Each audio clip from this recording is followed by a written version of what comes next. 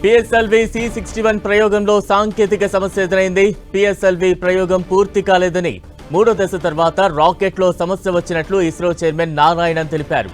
శ్రీహరికోట వేదికగా ఇస్రో 101వ రాకెట్ ప్రయోగం చేపట్టింది. పిఎస్ఎల్వి C61 రాకెట్ను ఉదయం 5:59 ప్రయోగించింది. భూ పరిశీలనకు చెందిన EOS-09 ఉపగ్రహాన్ని పిఎస్ఎల్వి నింగిలోకి తీసుకువెళ్లింది. అయితే కాసేపటి తర్వాత పిఎస్ఎల్వి C61 ప్రయోగంలో సాంకేతిక సమస్య ఎదురైంది.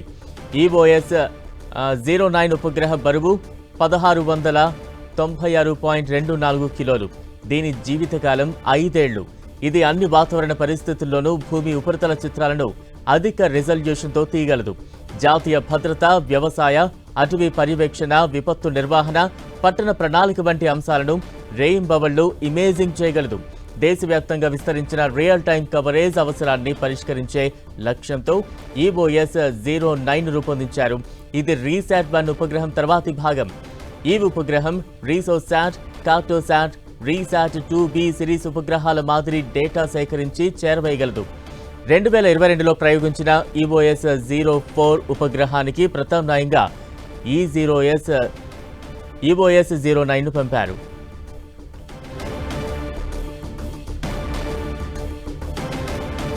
పిఎస్ఎల్వి C61 ప్రయోగంలో కొంత సాంకేతిక సమస్య తలెత్తింది. మొదటి 2 దశలు కూడా విజయవంతంగా దూసుకువెళ్లిన పిఎస్ఎల్వి C61 రాకెట్ మూడో దశ చేరుకునేపాటికి కొంత సాంకేతిక సమస్య చేరిందంటూ కూడా ఇస్రో చైర్మన్ తెలియజేశారు. పూర్తి స్థాయిలో విశ్లేషించుకున్న తర్వాత మరోసారి పూర్తి వివరాలు వెల్లడిస్తామంటూ కూడా ఆయన చెప్పారు. అయితే పిఎస్ఎల్వి C61 రాకెట్ ప్రయోగానికి సంబంధించిన దృశ్యాలు మనం చూస్తూ ఉన్నాం. ఈరోజు తెల్లవారుజామున 5:59 ఈ ప్రయోగం మొదలైంది. అయితే తొలి 2 దశలు కూడా నిర్దేశించిన కక్షలో విజయవంతంగా దూసుకువెళ్లినప్పటికీ కూడా మూడో దశకు వచ్చినప్పటికీ కొంత సాంకేతిక సమస్య తలెత్తడంతో ఈ ప్రయోగంలో మూడో దశ కొంత కీలకంగా మారింది. ఆ మూడో దశకు చేరుకున్నప్పటికీ సాంకేతిక సమస్య చేరిందని, ఈ సమస్యకు సంబంధించి పూర్తి స్థాయిలో విశ్లేషించుకున్నాక మరోసారి మీడియా ముందుకు వస్తామంటూ కూడా ఇస్రో చైర్మన్ నారాయణ తెలియజేశారు. దానికి సంబంధించిన అప్డేట్స్ మనం చూస్తూ ఉన్నాం. అయితే ఈరోజు తెల్లవారుజామున ఇస్రో 101వ మిషన్ను మొదలుపెట్టింది. Today we attempted a launch of PSLV C61 vehicle. The vehicle is a 4-stage vehicle.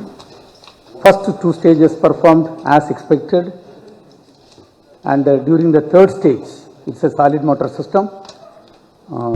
We are seeing observation.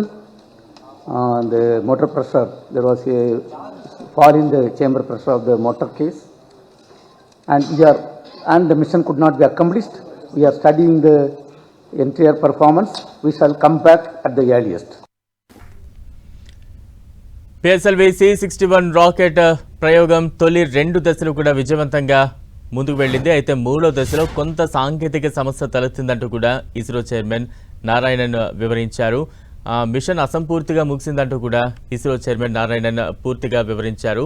PSLV C61 ప్రయోగంలో కొంత సాంకేతిక సమస్య తలెత్తింది.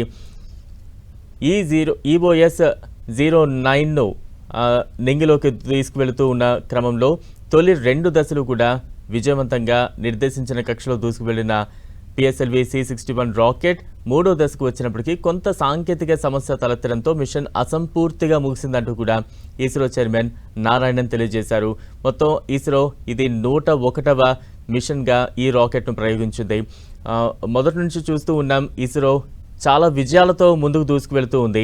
అయితే ఈ పిఎస్ఎల్వి C61 రాకెట్ ప్రయోగానికి వచ్చినప్పటికీ నిర్దేశించుకున్న కాలక్రమంలోనే ఇదంతా కూడా దూసుకువెళ్తూ ఉంది. అయితే తొలి 2 దశలు ఎంతో విజయవంతంగా దూసుకువెళ్ళినప్పటికీ కూడా మూడో దశలో కొంత సాంకేతిక సమస్య తలెత్తడంతో ఇది కొంత అసంపూర్తిగా ముగిసిందంటూ కూడా ఇస్రో చైర్మన్ నారాయణన్ వెల్లడించారు. ఇక తాజా అప్డేట్స్ అందించేందుకు మా ప్రతినిధి దేవకుమార్ సిద్ధంగా ఉన్నారు.